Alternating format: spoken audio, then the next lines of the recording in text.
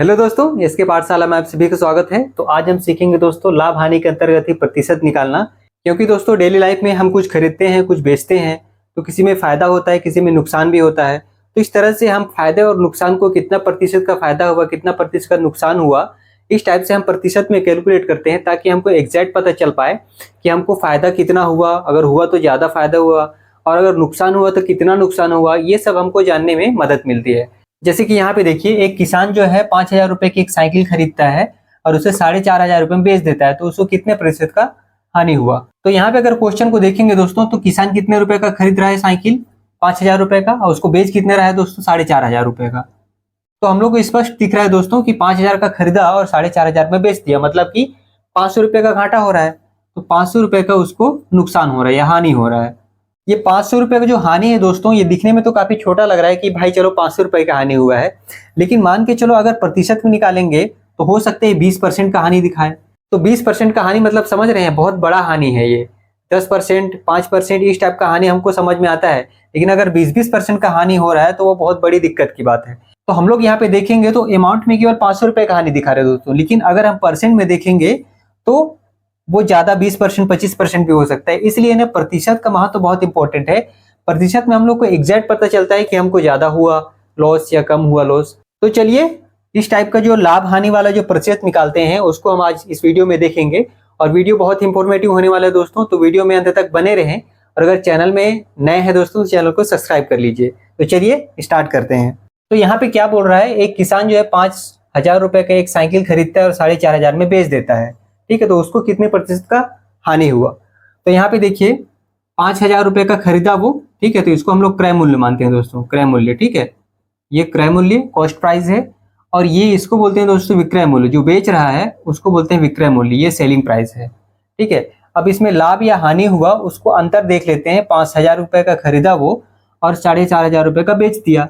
हम यहाँ से स्पष्ट दिख रहा है कि 500 रुपए उसको घाटा हुआ। ठीक है, तो ये हानि हुआ अपना। अब हानि प्रतिशत निकालना है, तो हानि प्रतिशत निकालने के लिए क्या फॉर्मूला है दोस्तों, हानि प्रतिशत के लिए हानि बटे क्रय मूल्य। ठीक है, हानि बटे क्रय मूल्य गुणित 100। आप 100 से गुणा कर देंगे तो प्रतिशत में आ जाएगा। अब हम यहाँ देखते हैं तो हानि हमारे कितना है दोस्तों, 500 रुपए। तो 500 रुपए को ऊपर लिख देंगे। जितना भी हानि या लाभ होता है उसको ऊपर लिखेंगे, बटे में हमेशा क्रय मूल्य रहता है दोस्तों। तो क्रय मूल्य कितना खरीदा था वो, 5,000 रुपए का, तो 5,000 नीचे आ जाएगा। ठीक है, प्रतिशत लाने के लिए गुणित 100 कर देंगे, तो यहाँ पे 100 कर देते हैं। अब हम इसको काटते हैं दोस्तों। यहाँ पे देखिए ये 2 जीरो कट गया और ये 2 जीरो कट गया, ये 1 जीरो, ये 1 जीरो। अब यहाँ पे देखिए कट रहा है ये 5 एकम 5 और 5 एकम 5, ये पूरा कट गया। तो अगर हम देखेंगे ओवरऑल तो यहाँ पे दोस्तों केवल 10 बच रहा है, तो ये 10, तो 10% उसको नुकसान हुआ है दोस्तों। तो इस तरह से हम पता लगा सकते हैं कि यहाँ पे अमाउंट में तो 500 रुपए है, ठीक है, काफी कम है, लेकिन यहाँ पे प्रतिशत में देखेंगे तो आपको 10% का हानि हो रहा है, मतलब काफी बड़ा हानि हो सकता है ये।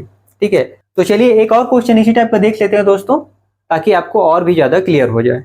तो चलिए हमारा अगला क्वेश्चन है दोस्तों कि यदि मनोज ने 10,000 रुपए का मोबाइल खरीद कर उसे 12,000 रुपए में बेच देता है, तो उसे कितने प्रतिशत का लाभ हुआ। ठीक है, अब यहाँ पे देखते हैं तो हमारा क्रय मूल्य कितना है दोस्तों, क्रय मूल्य, सबसे पहले क्रय मूल्य मतलब कि जितने रुपए में वो खरीदा है। ठीक है, इसको बोलते हैं कॉस्ट प्राइस सीपी। और वो कितने रुपए में खरीदा दोस्तों, 10,000 रुपए में। 10,000 रुपए में मनोज मोबाइल खरीदा और उसको बेचा कितना, तो बेचने का क्या बोलते हैं, उसको विक्रय मूल्य बोलते हैं। ठीक है, विक्रय मूल्य मतलब सेलिंग प्राइस, एसपी। अब ये बेचा कितने में, तो 12,000 रुपए में दोस्तों।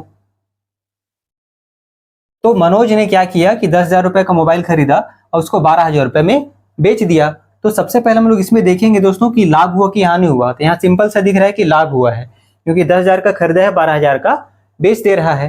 तो इसमें कितने रुपए का लाभ हुआ वो पहले देख लेते हैं। तो यहाँ पे देखिए 2,000 का लाभ हो रहा है, 2,000 का लाभ हो रहा है।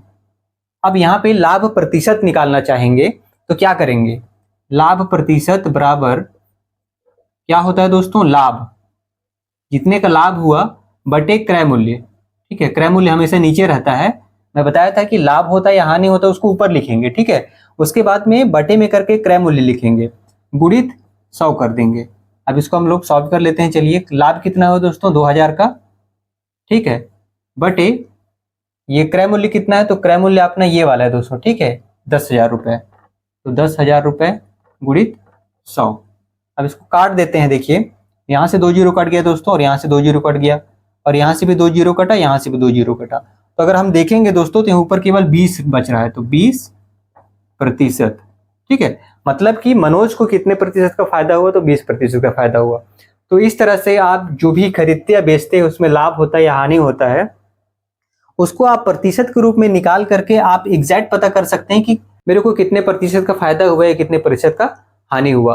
अगर 20% का फायदा हुआ तो भैया आपको बहुत अच्छा फायदा हो गया, और अगर 20% का हानि हो गया तो आपको बहुत ज्यादा नुकसान हो गया। तो आशा करता हूं कि ये जो मेथड है दोस्तों आप लोग को समझ में आया होगा कि किस तरह से लाभ हानि का प्रतिशत निकालते हैं। और अगर समझ में आया दोस्तों तो प्लीज वीडियो को लाइक करें, और अगर चैनल में नए हैं तो चैनल को सब्सक्राइब भी कर लीजिए। तो चलिए दोस्तों, इसी उम्मीद के साथ आप लोग से विदा लेता हूं। मिलते हैं नेक्स्ट वीडियो में, तब तक के लिए नमस्कार।